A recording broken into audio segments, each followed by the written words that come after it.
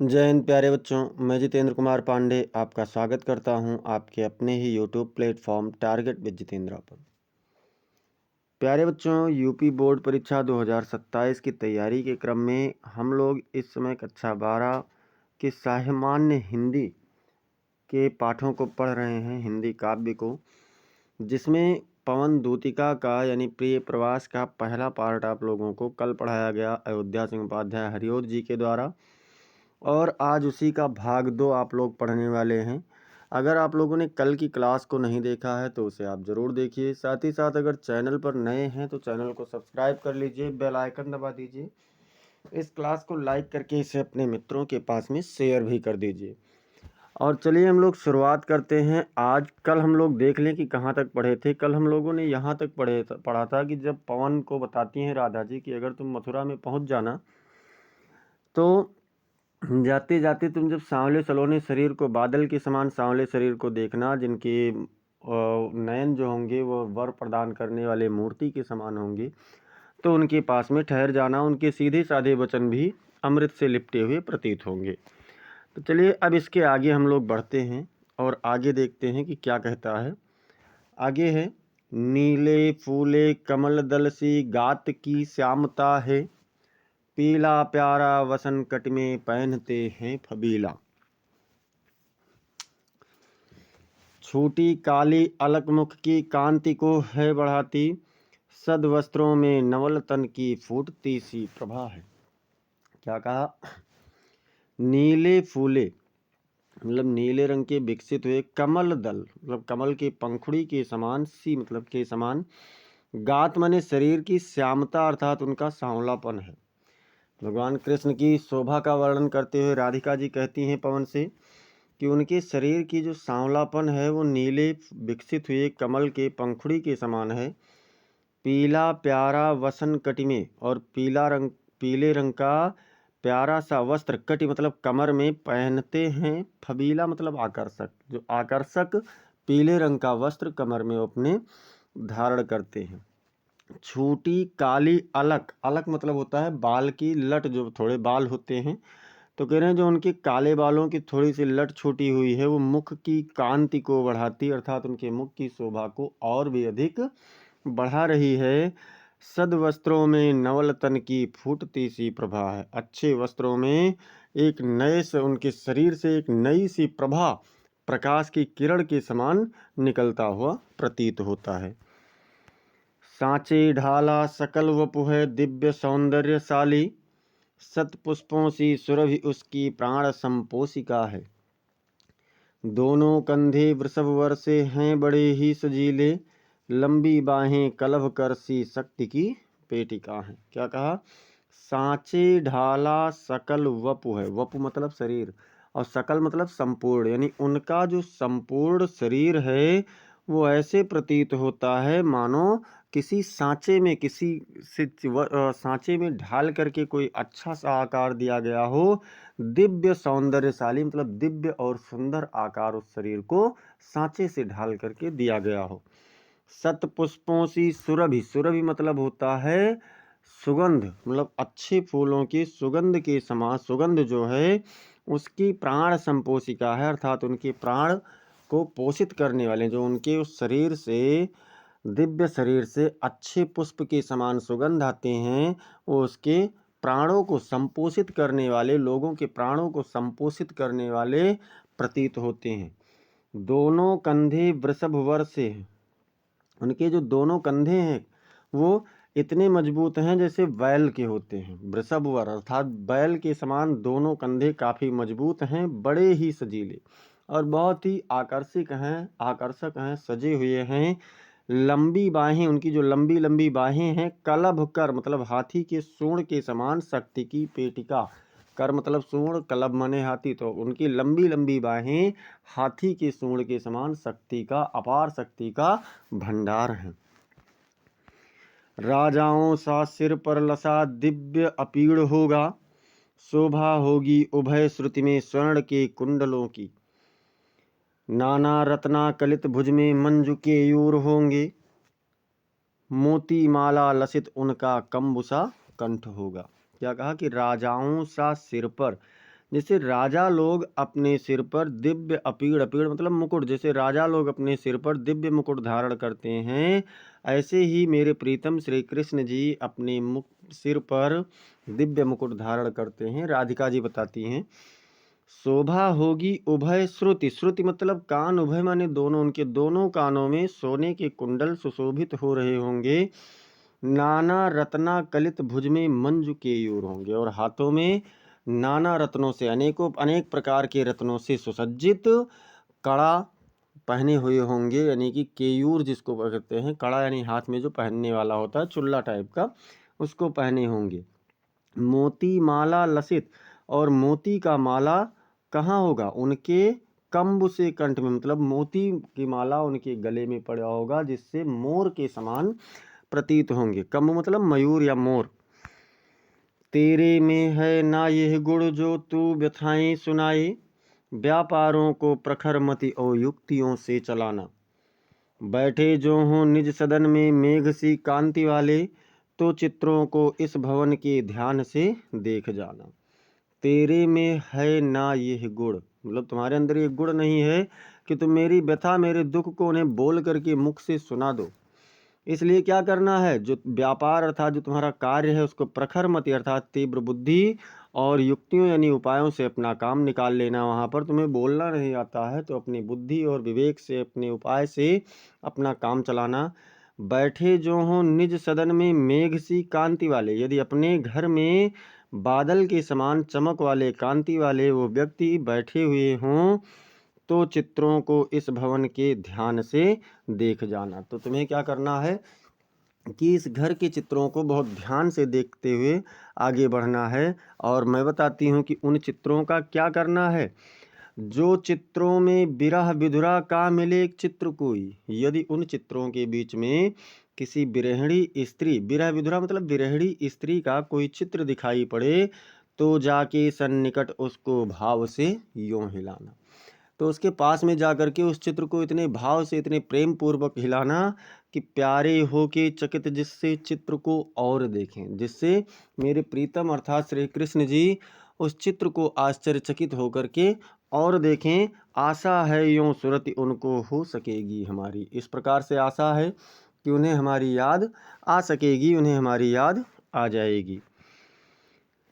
फिर कहती हैं राधिका जी कि कोई भी इस सदन में चित्र उद्यान का हो, हो प्राणी विपुल उसमें घूमते बावले से, तो जाके सन्निकट उसके औ हिला के उसे भी देवात्मा को सुरति ब्रज की व्याकुलों की कराना। क्या कहा कि अगर इस बगीचे में, मतलब इस मकान में, उनके इस घर में जिसमें मेरे प्रीतम श्री कृष्ण जी बैठे हों, अगर किसी बगीचे का चित्र हो और उस बगीचे में जितने प्राणी हैं, बहुत सारे प्राणी बहुत व्याकुल यानी बावले होकर के पागल के समान घूम रहे हों, भटक रहे हों, तो तुम्हें क्या करना है कि उस चित्र को भी जा कर के इसी प्रकार से भाव से हिलाना और इस प्रकार से देवात्मा अर्थात मेरे प्रिय श्री कृष्ण देव जी को ब्रज के व्याकुल लोगों की याद करवा देना, उन्हें सुरति करा देना, याद करा देना।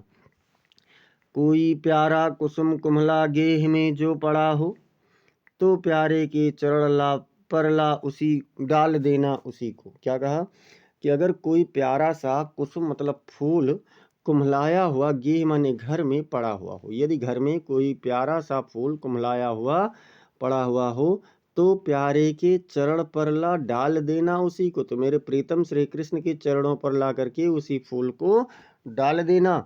यों देना ए पवन बतला फूल सी एक बाला, इस प्रकार से हे पवन तुम उन्हें बता देना कि फूल के समान एक स्त्री, एक बाला, एक गोपी मलिन हो कमल पग को चूमना चाहती है, मतलब मलिन होकर के, मुरझा करके तुम्हारे इस कमल रूपी चरणों को चूमना चाहती है, अर्थात तुम्हें देखना चाहती है।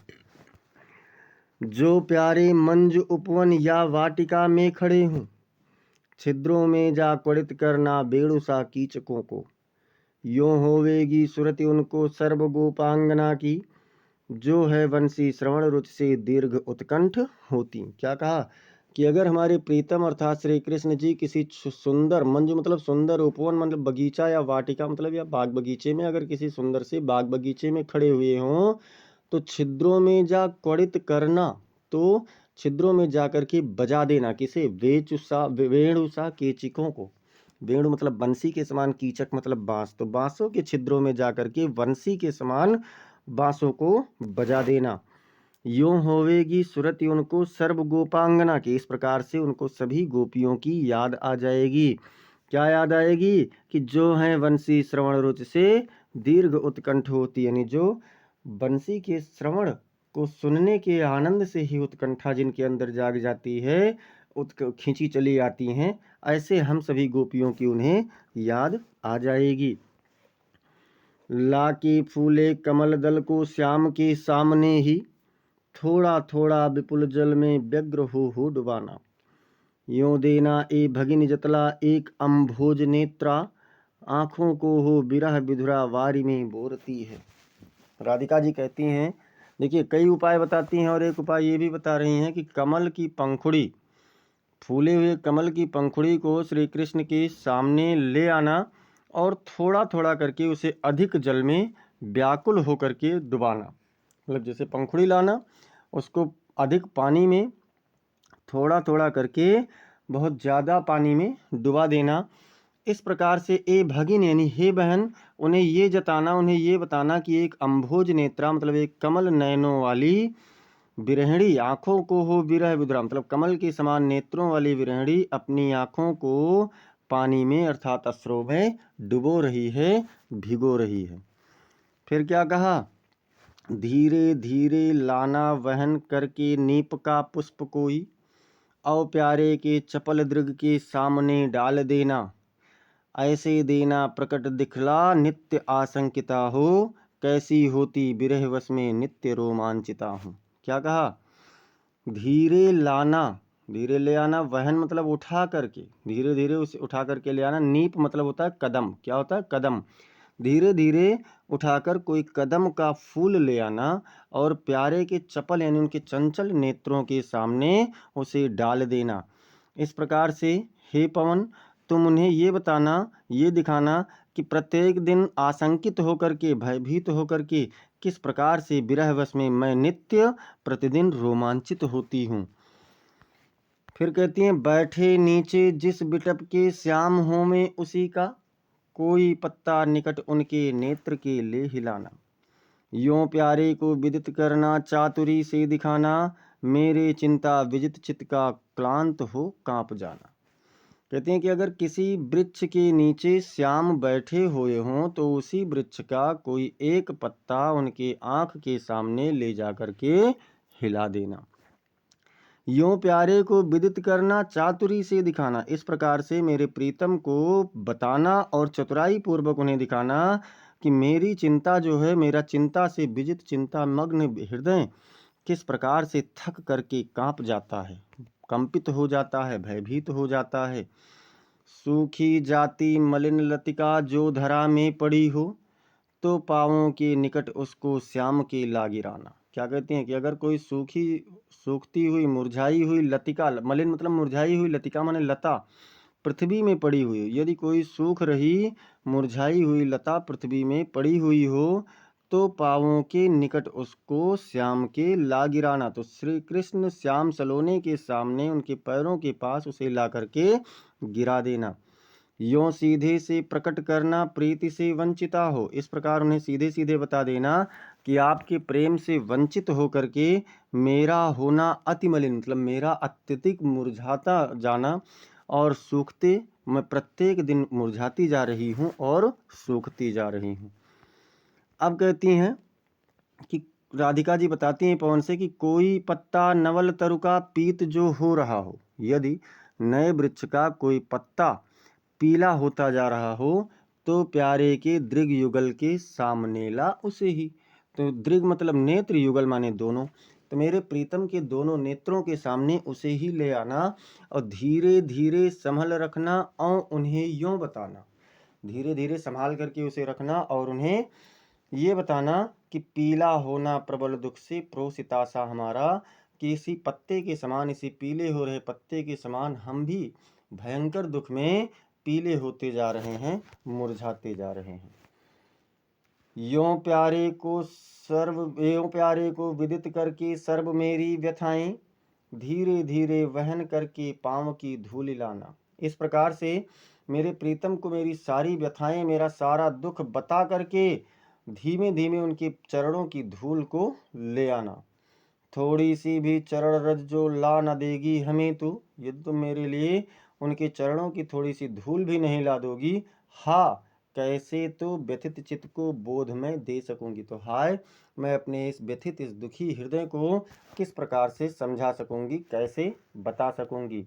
और कहती हैं कि अगर कुछ भी तुमसे ना हो पावे तो क्या करना, पूरी होवे न यदि तुझसे अन्य बातें हमारी, तो तू मेरी विनय इतनी मान ले और चली जा। मतलब यदि तुमसे मेरी और कोई भी बात ना पूरी हो पाए, तो बस केवल इतना बात मेरी मान लो कि तुम मेरी विनय निवेदन मान लो और यहाँ से चली जाओ।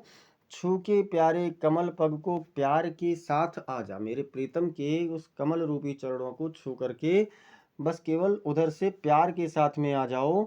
जी जाऊंगी हृदय तल में मैं तुझी को लगा के। तो मैं अपने हृदय से तुम्ही को लगा करके जिंदा रह जाऊंगी, जीवित रह जाऊंगी। ये आप लोगों का जो पवन दूतिका था, ये प्रिय प्रवास नामक पाठ से लिया गया है। प्रिय प्रवास इनकी एक रचना है, उसी से लिया गया है। ऐसे ही समस्त क्लासेस को पाने के लिए आप लोग चैनल को जरूर सब्सक्राइब करें, साथ ही साथ बेल आइकन दबाना ना भूलें। इस क्लास को आप लोग लाइक कर दीजिए, इसे अपने मित्रों के पास में अधिक से अधिक शेयर कीजिए और कमेंट सेक्शन में आप अपना फीडबैक जरूर दीजिए कि आपको क्लास कैसी लगी। मिलते हैं फिर अगली क्लास में, तब तक के लिए जय हिंद, जय भारत।